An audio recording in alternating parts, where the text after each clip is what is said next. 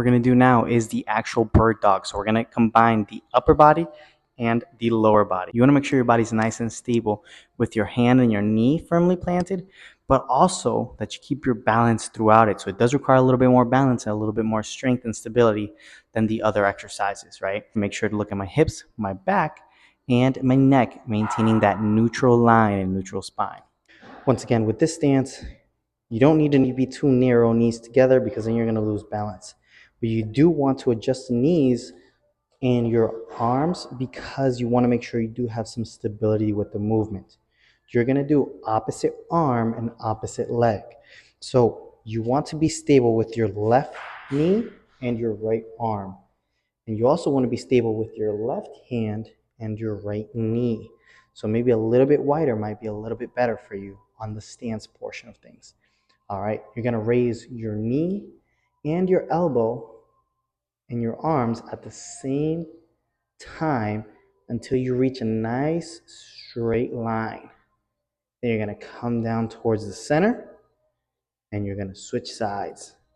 You can do this nice and slowly.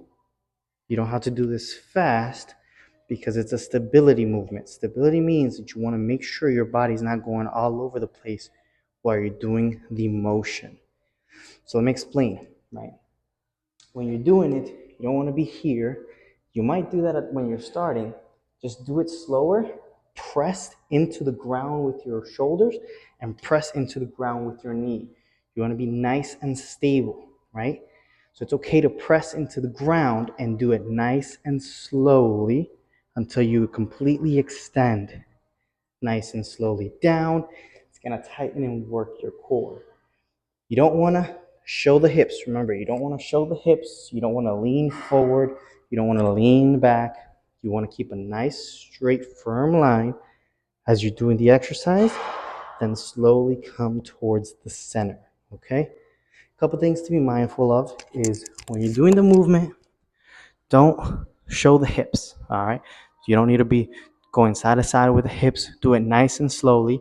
Don't look straight ahead, but look straight down. It's okay to look to the side towards a mirror if you'd like to make sure you got a nice straight line.